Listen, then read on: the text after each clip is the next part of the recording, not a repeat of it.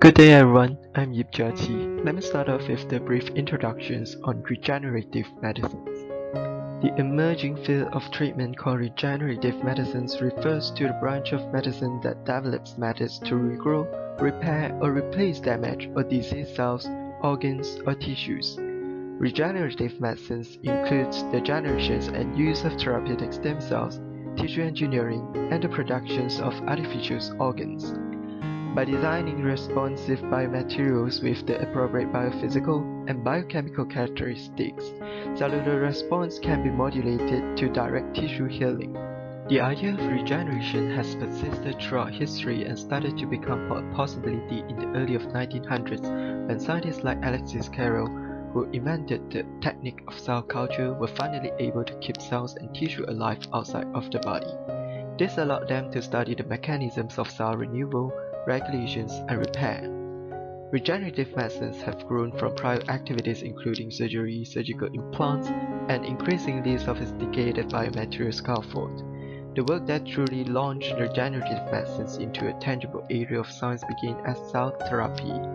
Work in the field of transplantation in the mid-1950s gave rise to some of the first therapeutic surgeries in medicine. Performed on identical twins, the first kidney transplant occurred in 1954, followed by the first liver and lung transplant in 1963, pancreas transplant in 1966, and the first heart transplant in 1967. Bone marrow transplants for treatment of leukemia patients had the public and scientist communities in an uproar of excitement.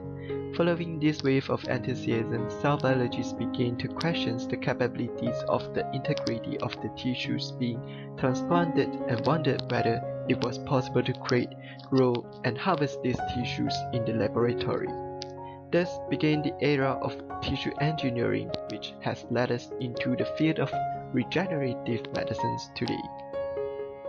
The rapid growth and promise of this field has increasingly shown the ground for the entry of some unscrupulous actors who have opportunistically seized onto the clinical potential of regenerative medicines to make deceptive claims to the patients about unproven and in some cases dangerous products.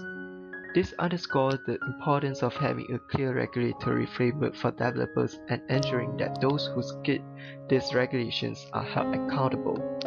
The Drug Control Authority (DCEA) under MPRA is the executive body established under the Control of Drugs and Cosmetic Regulations 1984. The main task of this authority is to ensure the safety, quality, and efficacy of pharmaceuticals, health, and personal care products that are marketed in Malaysia. This objective is being achieved through the following.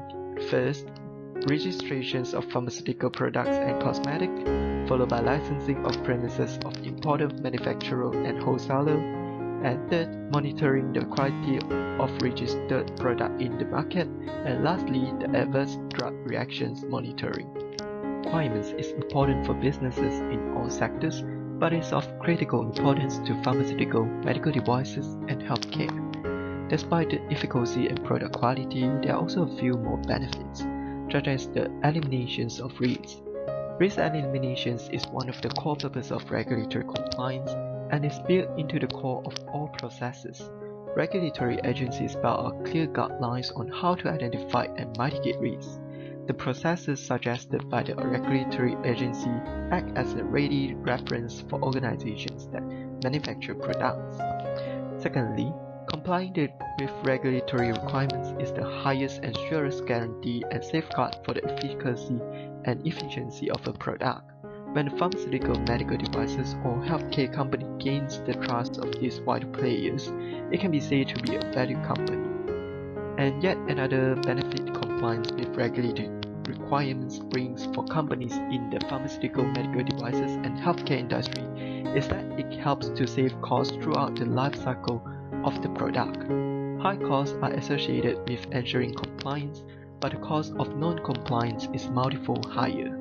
If an organization discovers that it has failed to meet regulatory requirements at any particular stage, it is usually impossible to abandon work at that stage and start afresh. The cost is astronomical in such an exercise, and if they have to fulfill the penalty requirements of the regulatory agencies, the costs spike up no end. So meeting regulatory compliance requirements at every stage is the safest and most economical options for a company in the pharmaceutical, healthcare, or medical devices industry. Hi, I'm Nitya Raj. Safety of regenerative medicines, ability to avoid surgery. Both stem cells and PRP therapy may help you avoid surgeries and reduce pains.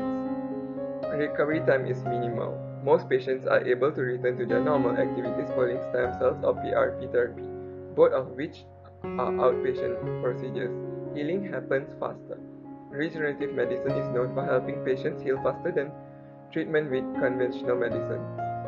Stem cells and pellet-rich plasmas work quickly to repair injured joints, tissues, enhancing the body's own ability to heal after an injury. Fourthly, there is no need for medication or general anesthesia.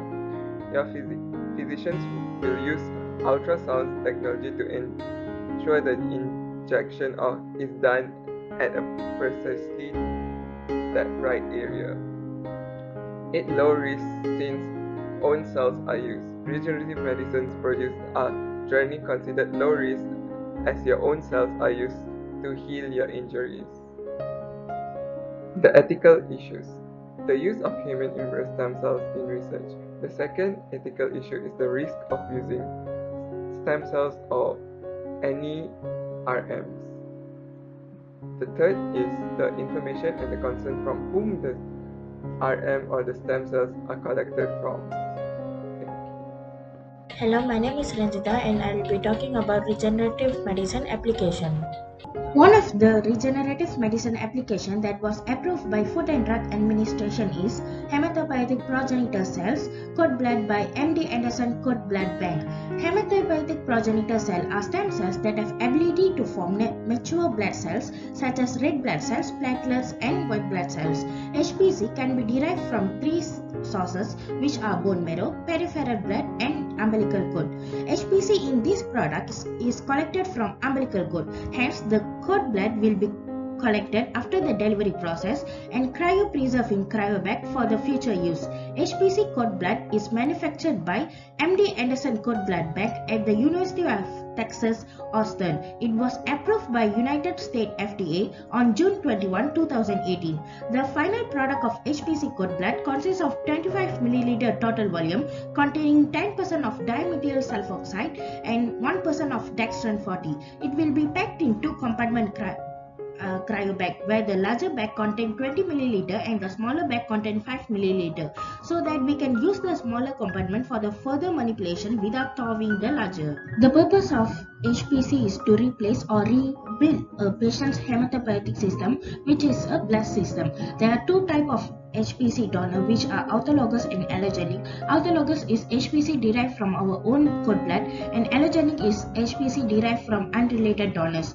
So basically, HPC cord blood from allogenic donor will be used in HPC transplantation in patients to repair their hematopoietic system and immunologic system.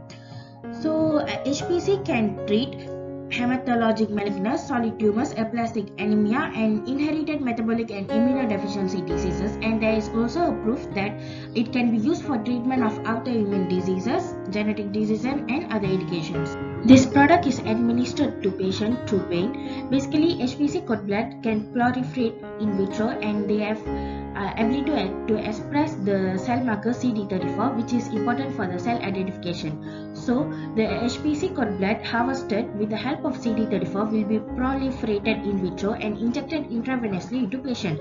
They will migrate to the bone marrow, where they divide and mature. The mature cells are released into the bloodstream, where some will circulate and others will migrate to tissue sites to restore blood counts. However, the precise mechanism of action is still unknown. The efficacy of HPC cord blood was established by FDA analysis using data from multiple cord blood banks in the FDA dockers and the cord blood transplantation study. The intravenous infusion of HPC cord blood able to restore blood count and function, including immune function and blood cells from bone marrow. But in some cases, mature leukocytes which results from HPC cord blood transplantation may able to synthesize enzyme that can improve cellular function of some native tissues in patients who have enzymatic abnormalities due to certain severe types of inborn disorder. However, the precise mechanism of action is unknown. The HPC source for allogenic transplantation will be chosen based on donor availability, human leukocyte antigen HLA matching, and overall benefit of risk assessment. Unrelated cord blood transplantation has extended the availability of allogenic hematopoietic stem cell transplantation to patients. However, there are several risks in HPC transplantation. Firstly, overdosage. The overdose infusion may alter the mental status of patient and lead them to coma. Secondly, the risk of infection. Patient can be infected from the allogenic donor, and when they have been undergo chemotherapy before the transplant, it will suppress their ability to fight back the infection. Then, some people may develop hepatic veno-occlusive disease with additional kidney or lung abnormalities after having transplantation. Doctors can treat this using medication called Defitelio. Furthermore, the graft versus host disease occurs in allogenic stem cell transplant. This disease arises when the HLA of donor does not match with the recipient, and doctors may use drugs to reduce this risk. So, the risk of HPC cord blood can be serious and fatal. Standard approved chemotherapy or biologics should be considered first. If failed standard therapy, other hematopoietic stem cell sources such as autologous or matched bone marrow or peripheral cells should be considered. Assalamualaikum and selamat sejahtera. I'm Muhammad Alif Iqmal bin Badrul Syam, and for my part, I will be discussing the prospects of regenerative medicine. Firstly, the prospects is that it offers valuable treatment options that are rare in daily clinical settings. An example is the reconstruction of bladders using a collagen scaffold seeded with a patient's own bladder cells. Second, we can innovate on traditional approaches in treating diseases and wounds, such as the use of regenerative medicine in the treatment of burn wounds and tissue regeneration. Next, we can introduce different treatments entirely that were not possible outside of regenerative medicine. For instance, the reconstruction of blood vessels via living vascular grafts made of the patient's own cells, as well as scaffolds and bioreactors. Next is suggestions for improvement of RM, and we can do so by looking at the current problems faced and how we can fix them. Firstly, some of the problems we have include lack of studies confirming the safety and efficiency and effectiveness of the regenerative medicine we have. Second are ethical issues surrounding regenerative medicine, such as the uses of fetuses and umbilical cords to extract stem cells. And lastly, public understanding of regenerative medicine is still quite low. So here are some possible suggestions that we can take. We can translate the many different laboratory findings into modern and viable therapies. We can encourage cooperation between clinicians and researchers like bioengineers, biologists, geneticists, and so on. We can improve the rate of evaluation for the efficacy and efficiency of new regenerative medicine treatment, specifically before the preclinical trial phases.